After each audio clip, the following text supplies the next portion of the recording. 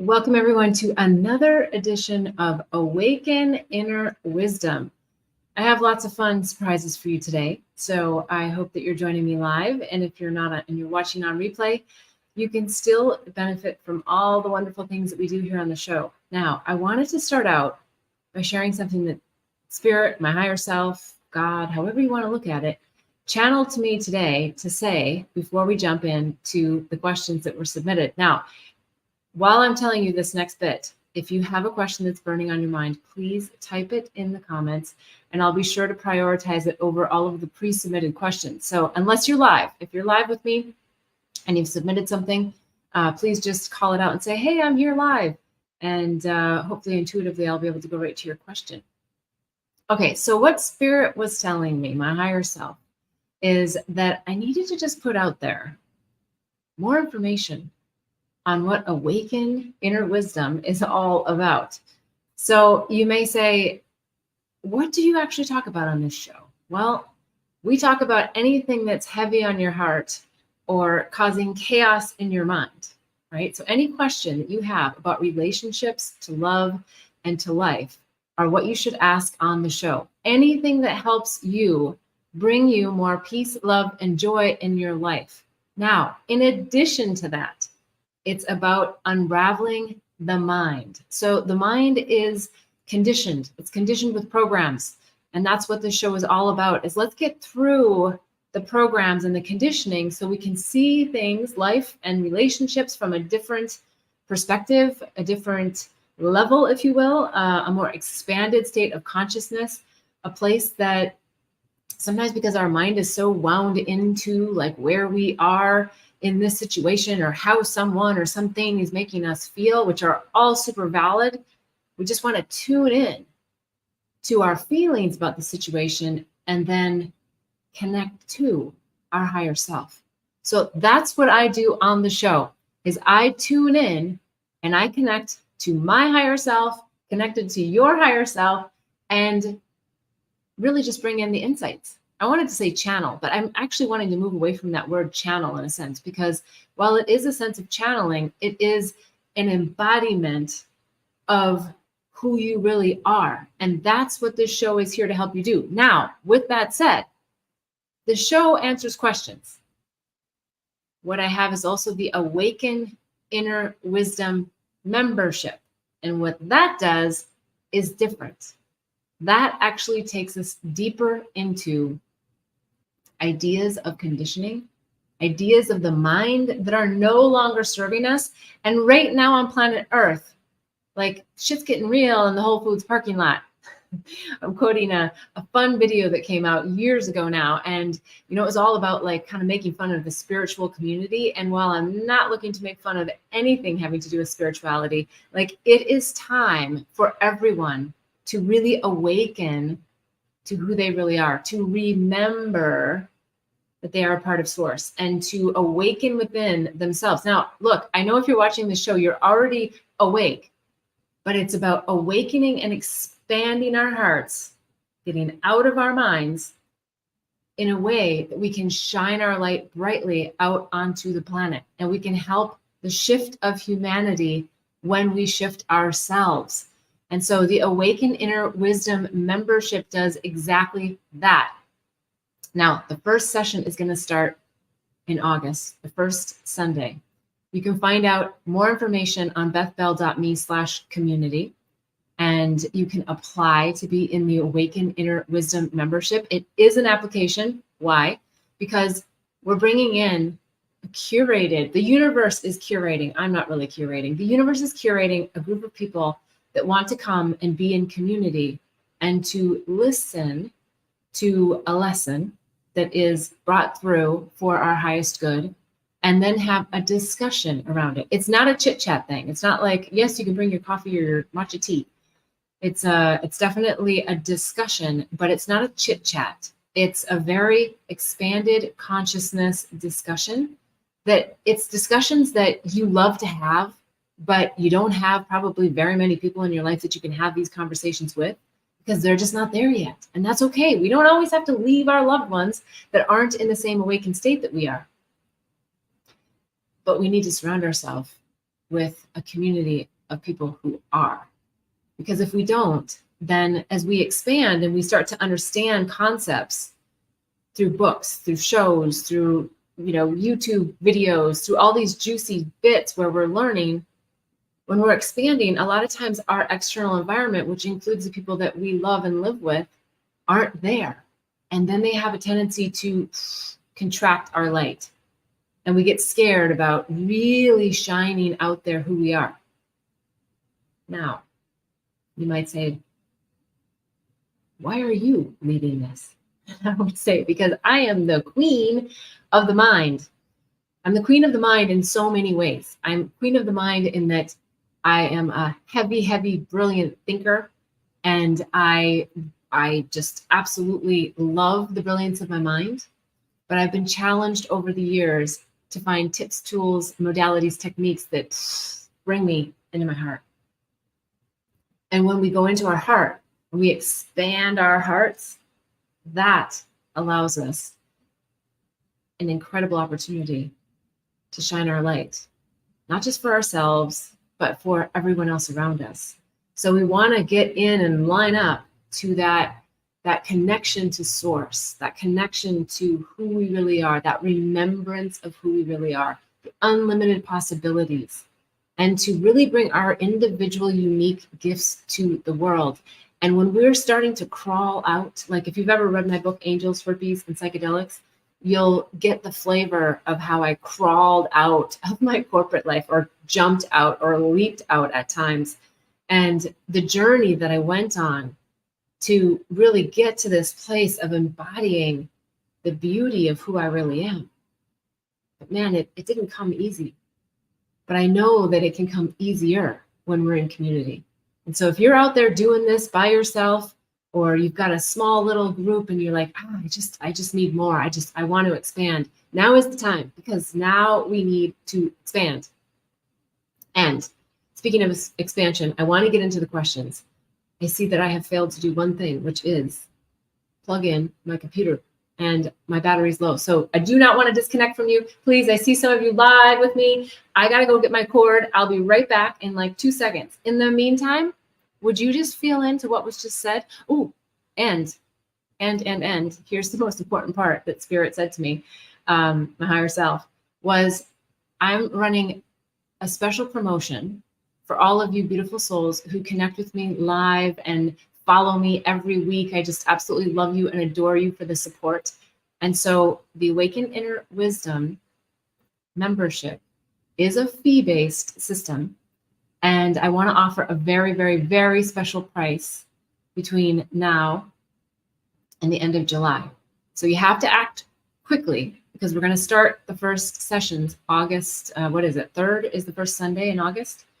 And so it's $133 a month. It's a subscription. And I want to just say that for many of you, you might say, whoa, that's a lot of money. And some of you may say, oh my God, that's nothing.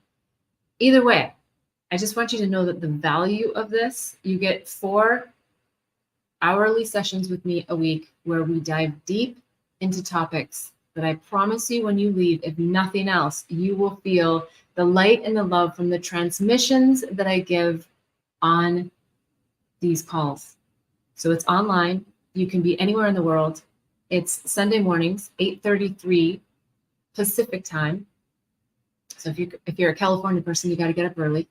I think most of us do. And it's a special price that I am going to offer to all of you who are listening now. So if you're watching this replay way down the line, you may have missed it.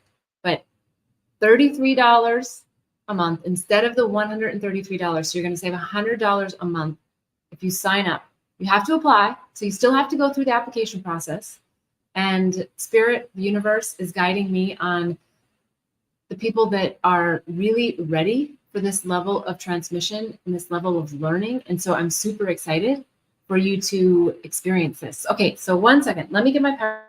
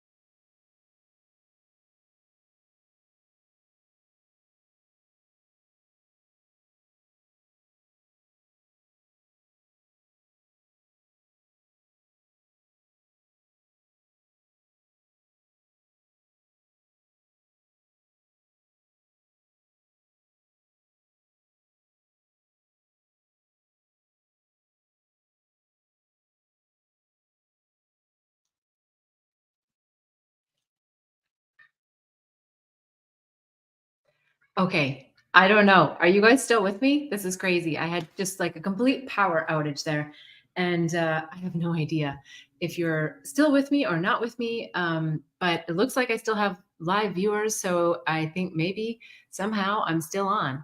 All right, so let's jump back into this. This is crazy. Um, want to jump right into the question. So welcome again to another edition of Awaken Inner Wisdom. And I would love to jump into the questions. So give me a second. This is so crazy. I love that the universe is throwing me this curveball here so I can just experience some snags. Okay, hold on. It's coming. I got to pull up my questions here. In the meantime, any of you who are watching me live, please feel free to write in a question. Okay, so question number 1. Forgiveness of self and others. How to navigate the complex realities when you feel like others have lied and intentionally harmed you. But namely, how do you forgive yourself for subjecting yourself to a horrible situation for far too long? I.e., you beat yourself up for not seeing the situation in the first place, and then for not walking away sooner.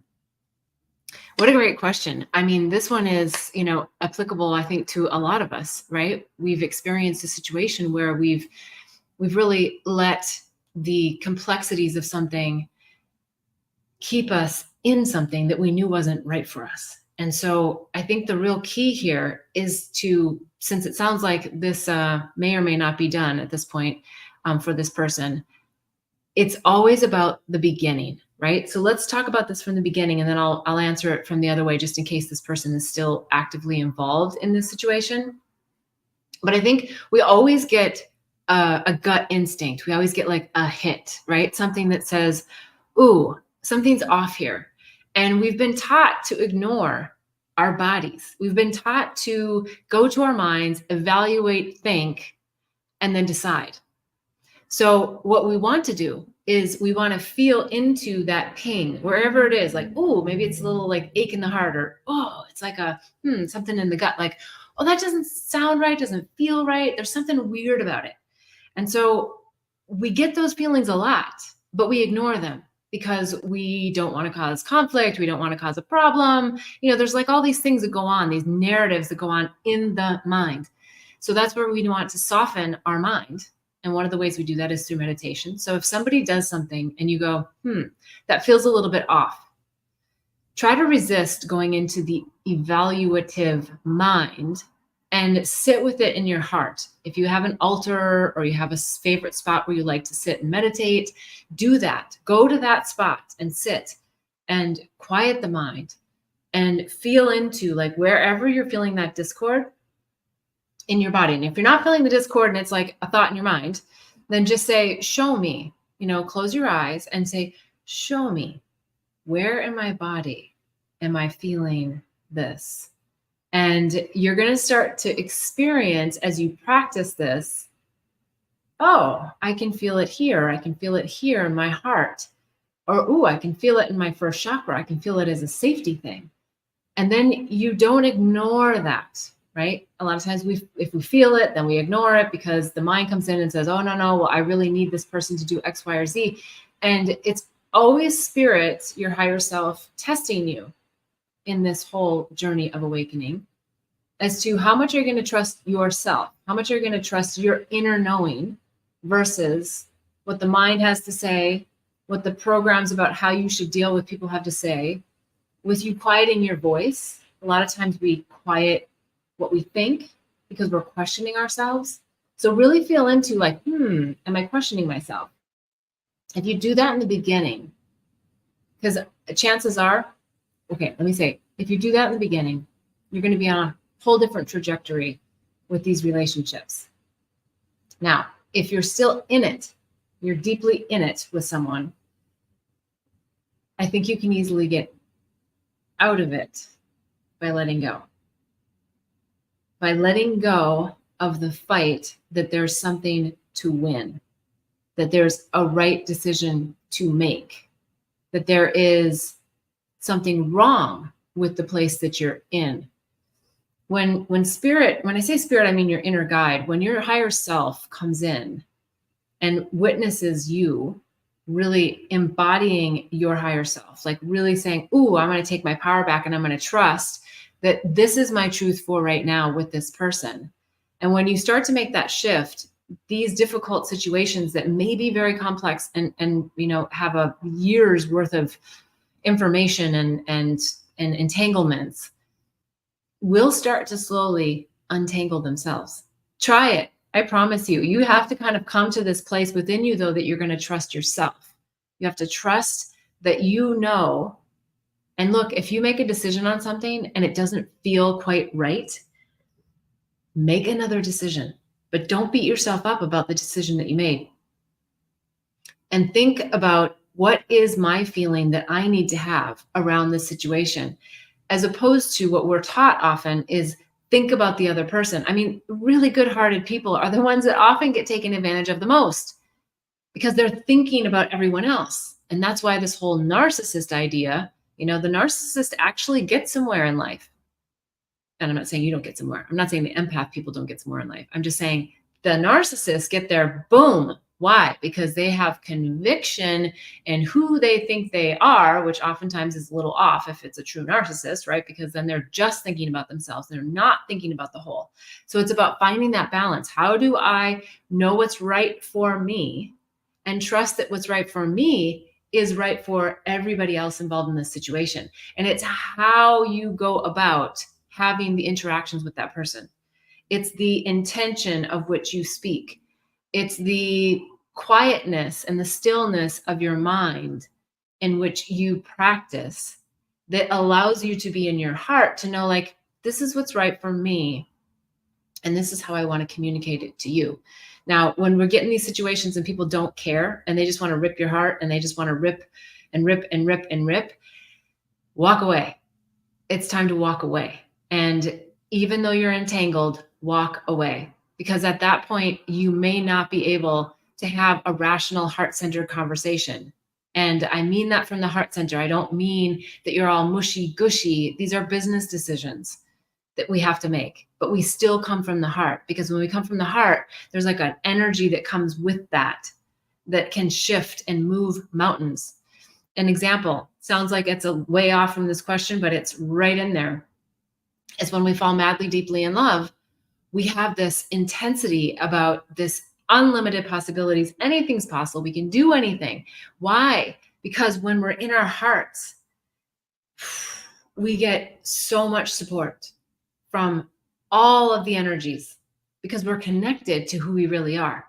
So I'm suggesting that, yes, you're in a business situation. Yes, you need to speak business language. No, you don't need to be gushy. But you need to be centered and anchored in here and grounded in the heart. And that's where you come from to get yourself out of these entanglements. But ideally, you do the first, which is don't get in them. And also trust that if you're in one, you got yourself in one for a very good reason. And that is to learn a lesson and just get in there, learn the lesson, dive deep into it without beating yourself up. Super important. And then you don't have to repeat the lesson. So yeah, it comes up for a lot of empaths, a lot of really heart-centered people that our hearts are wide open, but we're not necessarily anchored in our heart. All right, let's go to the next question. All right, question number 2. I'm so tired of trying to find people to date. Do you have any ideas beyond the typical visualize the perfect partner? Let's see. Interestingly, I think we've got a live person here that says, is my person thinking of Mr.? I don't know what that means, Denise, so you'll have to tell me a little bit more, but maybe it fits right in here. Maybe it fits right in here with this question. I'm so tired of trying to find people to date. Do you have any ideas beyond the typical visualize the perfect partner? I do. I know. Anyone who's single watching this knows that sometimes visualizing that perfect partner is a great tip, a great tool, and it does work, but sometimes it gets exhausting. And what I would say is center back into You lining up with you because you do have a plan, and you have a plan from a higher self perspective as to what that person looks like that's going to help you in your next stage of evolution. So I know for myself, I can say I go for long periods in between having partners because I'm waiting for the person that can help me get to my next level of expansion. And when they show up, it's beautiful and it's tumultuous sometimes. And sometimes we get spit out the other end and it ends up not being exactly what we think, but we're getting exactly the lesson that we need. So what I would suggest is if you feel like it's not working for you to visualize the other person, or if you have visualized the other person, take exactly that template and ask yourself the question, am I all of those things? Whatever those things are, am I that? Because once you become that, then that partner can come in. So again, there may be a time lapse here that it's important to not get frustrated. I get frustrated all the time on this, but I know and I trust that, at least for me, I really take partners seriously in my life. And I don't necessarily, I don't want to say waste time, but just have people in my life to be comfortable. That I'm really looking for the people who want to grow with me, the people who want to anchor in with me, the people who want to support my mission. And sometimes that takes a little time. And sometimes we are realigning to our higher self, to the place that we want to be with that person. So hang in there, do the visualizations, but do them for you as well. Am I lining up with the person that I want to come into my life? Am I doing those things? Am I fit? Am I spiritually sound? Am I, right? All the things that you might think of the other person. And then I think you're going to find that if you have the patience, that divine timing is going to swoop in and help you. So it's not something you have to do on your own. And also tell your friends that you're looking. And that's also really, really helpful, because sometimes your friends know the perfect people, or at least they have an idea. And sometimes they don't. Sometimes they just set you up with someone and invite you over. And then the next thing you know, it's an alignment, and maybe they didn't even see it, but they brought someone in that was a potential match. Okay, let's go on to the next question. Let's see if there's anyone else here that has, is my person thinking of me? Let's see here. Okay, let me feel into that a little bit, Denise. I feel that your person is, okay, this is going to sound really interesting. I'm getting that your person is not thinking of you. And the reason why I'm saying that, what's coming through, is that there's something within you that you still are asking yourself to shift and change so you can be seen. And so your person is not seeing you yet. I feel that they are around you, whether it's physically or in spirit, I'm not sure, but they are wanting to find you, but they're not seeing you yet. So they're not seeing you. They're not thinking of you. But on a more abstract level, they are wanting someone like you, but they haven't been able to see you yet. So I think there's just a few shifts that you want to make within yourself. What's coming is that there's a bit of a heart opening. And I'm also getting that there's a bit of a heartbreak that you still have. I don't know if it's a previous partner or if it's long time ago. But there's this ache within your heart that feels like it just needs to be unlocked, but not in a needy way where you want someone else to come in and heal it for you.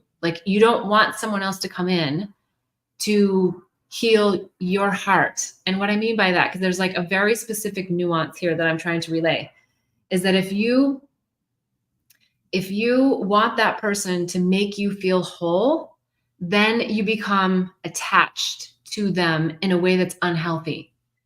If you open your own heart and you find a way to release that heartbreak within, you will attract the person who's lined up with you and that can love you for exactly who you are, and not for this image of which sometimes we want to project out into the world to say, oh, I'm not brokenhearted, or I don't have any problems. And I'm not saying this is you exactly. I'm just saying that there is something in there about heartbreak from the past that your higher self wants you to heal before you call in the next person, because otherwise you might call in the same kind of person that you had last time. And your higher self is saying, no, no, no, let's learn this lesson, because we don't want to waste time to have another pattern present. So just a little bit of work in there, a little nuance in there. You might want to go on to bethbell.me and take the state of the heart assessment. It'll give you an idea of where your heart is. There's 4 different stages that we talk about. There's definitely some tips, tools, techniques, and modalities that you'll get for free.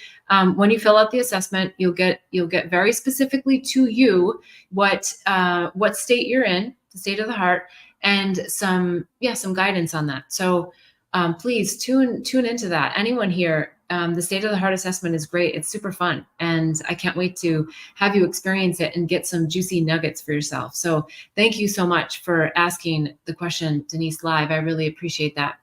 Okay, let's jump into the next question. All right.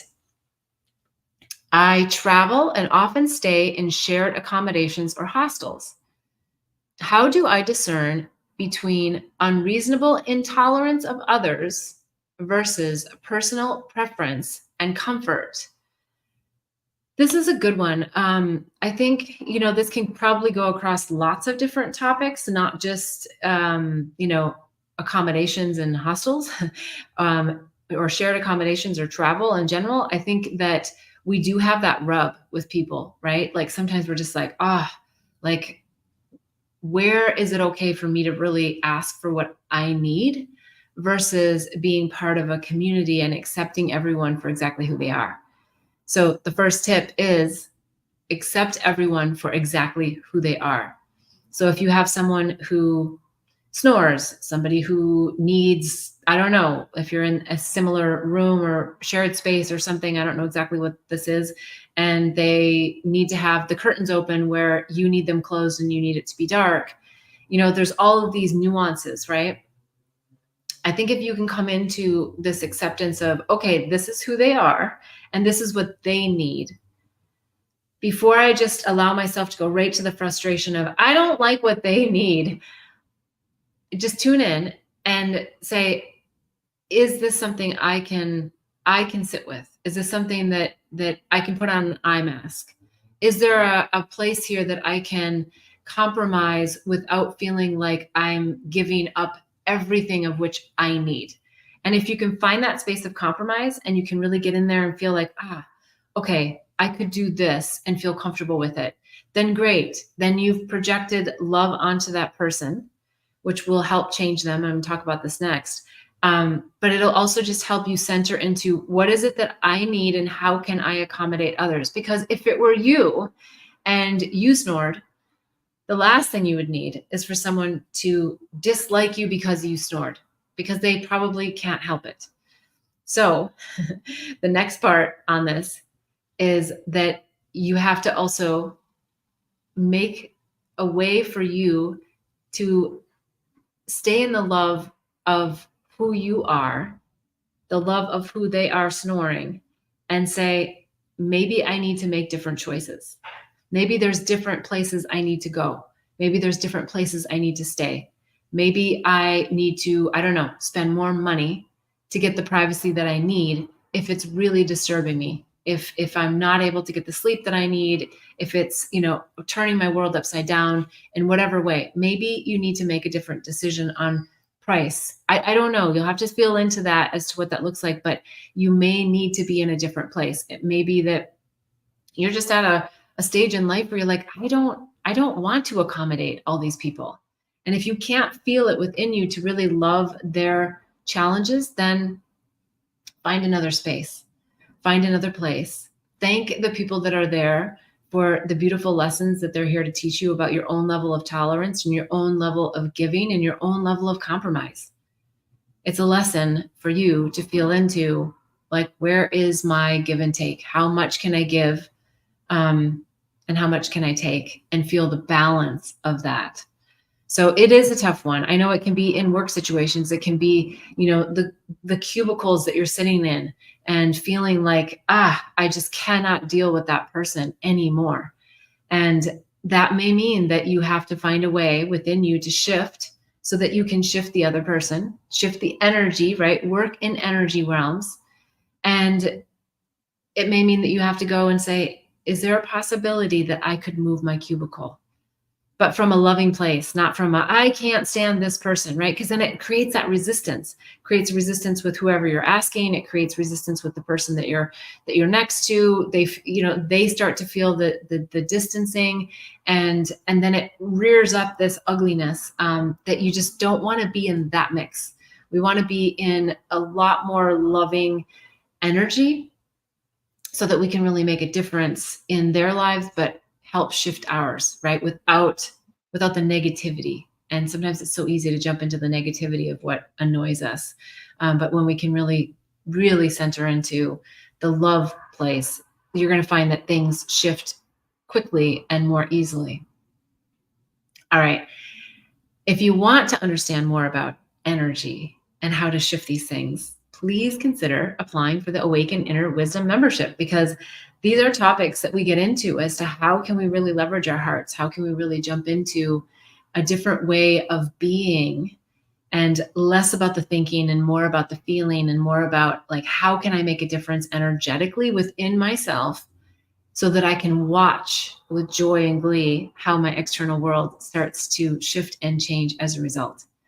Okay, let's jump into the next question. I'm just going to check here too. Okay, so the next question is, I am doing the work to be awakened, but life confronts me and I feel uncertain about my responses. And after conflict, I feel uneasy and insecure. I guess I was expecting to feel peaceful. Is this common? Conflict is a conflict of the mind, right? Conflict is a perception of where you're at versus where someone else is at. And so it's a discord in thinking. But I think the most important part is to think about, what is the lesson that was in it for me in this conflict? Sometimes we get too stuck on, like, digging into all the details of the conflict, which can be good, because sometimes when we peel the layers back of, like, well, why did that feel like conflict? We get some of the pearls.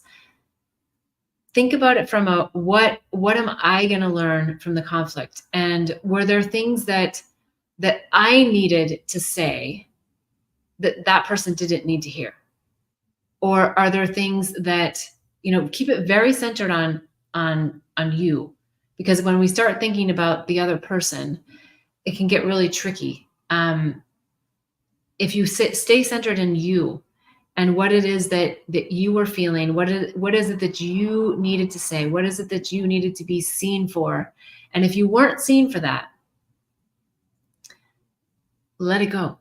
Just let it go, because it's your lesson and that person has their lesson, and they're different lessons. They're different things that are being brought to the table. Number one, everyone always wants to be seen. Both sides want to be seen, and that's what causes the conflict. Everybody wants to be seen for exactly where they are. And sometimes we're in our own lens of where we are. And so it's always like, seek first to understand before being understood. Hear what someone needs before giving them advice. It's that kind of, like, just like, let's just take a breath and just take a step back. And if the energies aren't quite aligned, say, oh gosh, I get it. Like, the energies aren't quite aligned here. And I'm going to step back and I'm going to just touch base with myself. And I'm going to touch base with that person and say, hey, where are you at? How are you feeling? Like, what's going on with you? And that might dissolve what turned into a conflict before it turns into a conflict. Because then you'll have an idea of, like, where is that person? Hopefully that's helpful. If not, even if you're watching on replay, you can type in the comments, and I'm happy to dig and dive deeper into that one. Okay, let's go on to the next question here. All right. I've recently started dating a woman who is dynamic, and I've fallen quickly for her. She's super generous, buys most everything, and is overly accommodating, which feels incredible. However, I'm waffling a little on my masculinity. How can I be in better balance with this situation? Ooh, that's a juicy one, right? It's I guess what comes to mind is not knowing all the details about the situation is I would say be careful because it feels like love bombing.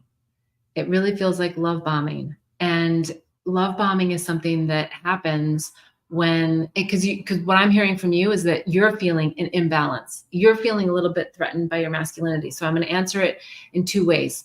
One is it may be love bombing, and it may be that person needs to, the word acquire you comes to mind.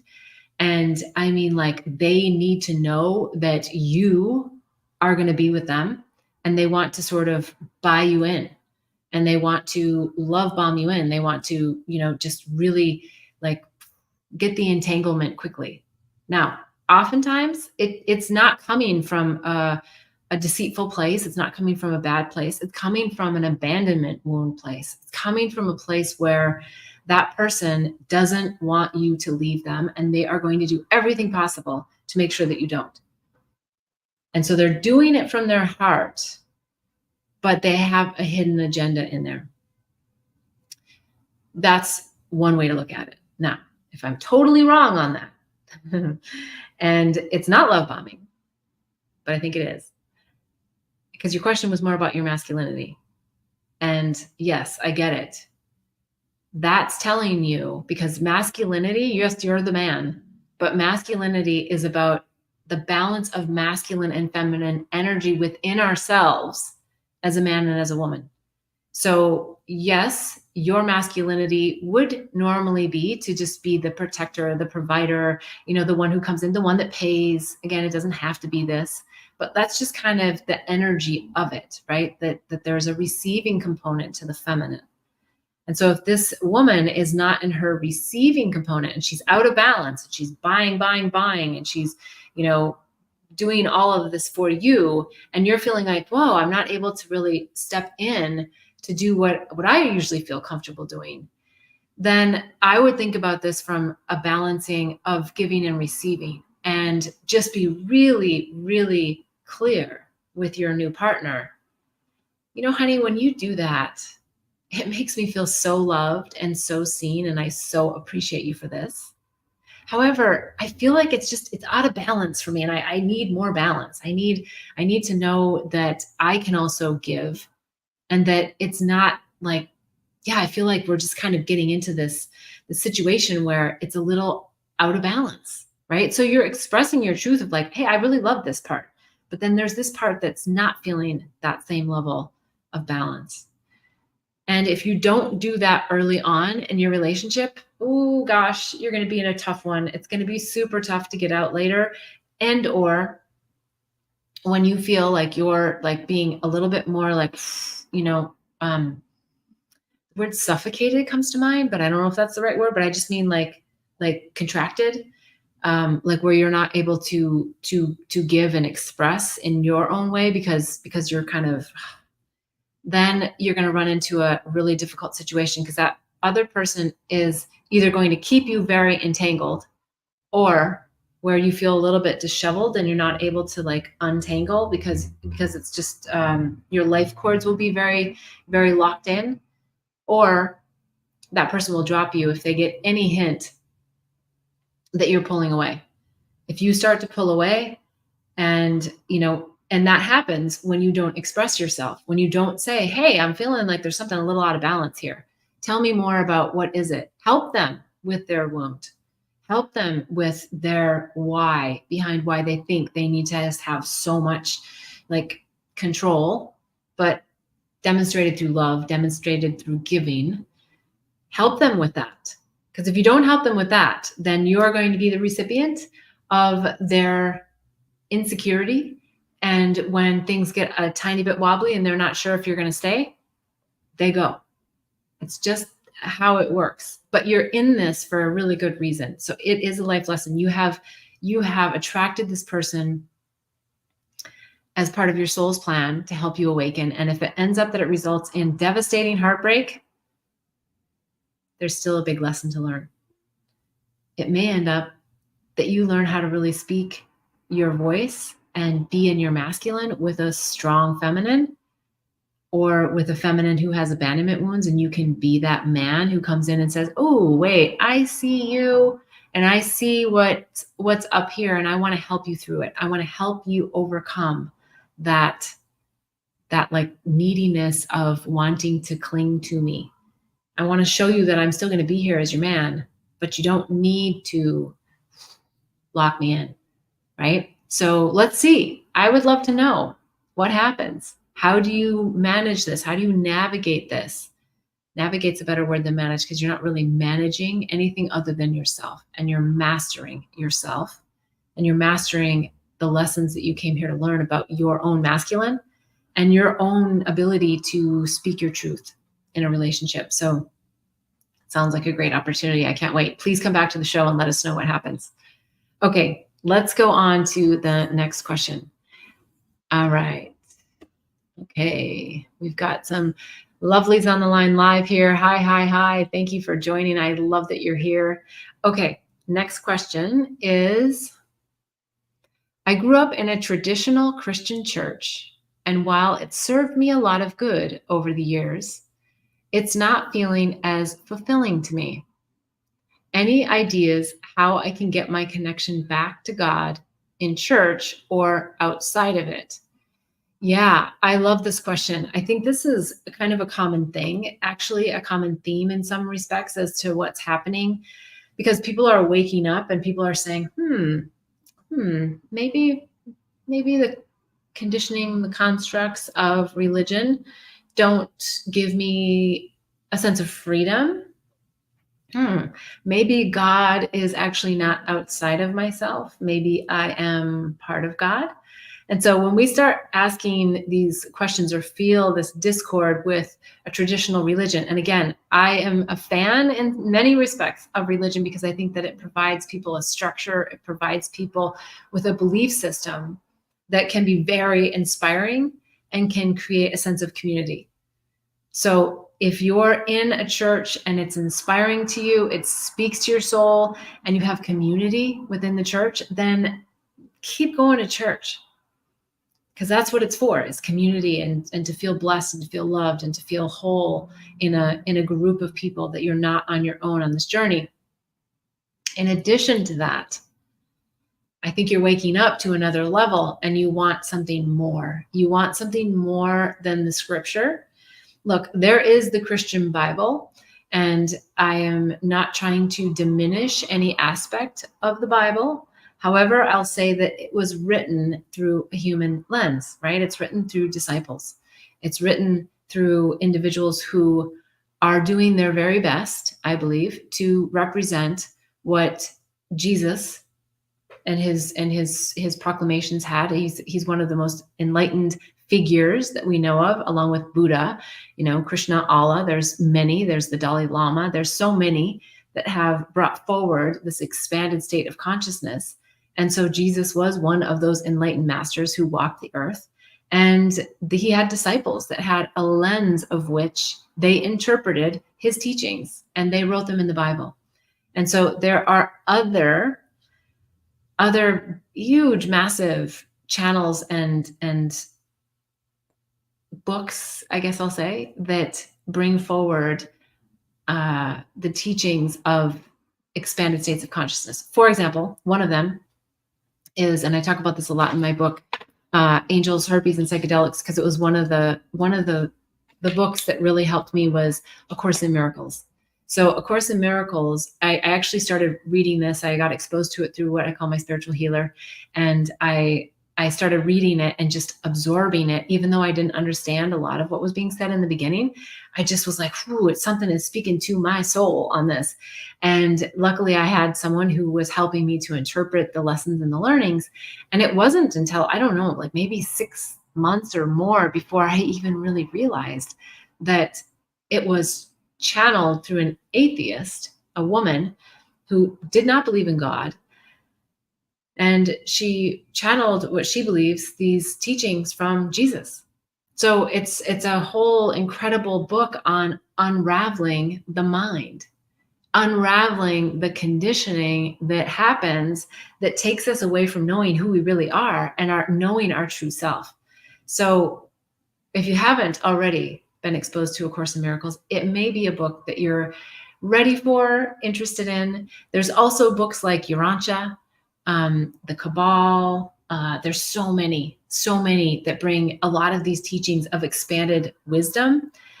But whenever we get into religion, I think that sometimes we get into an ideology of a human lens a lot of times. And so when we get exposed to material that is from a very expanded conscious state, we do get more of the truth and less of the conditioning of which individuals want us to believe that the enlightened masters wanted us to think about ourselves, because we have the power within. We are God. God is within us. We are connected to source at all times. It's just a matter of remembering. And that is what A Course in Miracles does. It helps you to remember to who you really are. So, okay. I so love that we are having all these conversations here. If you want to go deeper into topics like this and expanded states of consciousness, I have the special promotion that I was talking about earlier in the show before I got mysteriously cut off. And it's the Awaken Inner Wisdom membership. There's a special price, and it's only going to be until the end of July when we start the Awaken Inner Wisdom membership. So it's normally $133 a month. You are with me live for 4 sessions a month. We dive deep into topics and we expand broad. So if you are someone who has and loves these spiritual conversations and wants to know more about who you really are, and you want to be part of a group where we have these discussions, it's not a chit chat group.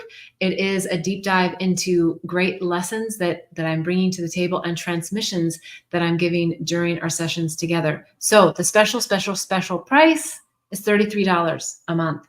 I'll honor that for the first year, but you have to sign up before the end of July. Okay, I haven't even updated this on my website because Spirit just gave me this right now.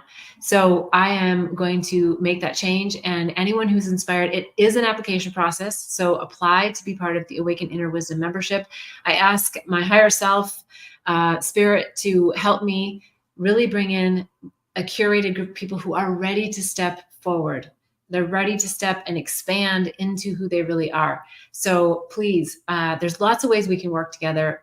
Keep joining the show. Ask your questions. If you didn't get to ask a question today live, please type it in the comments, or you can go over to bethbell.me/question and you'll be able to submit your question there.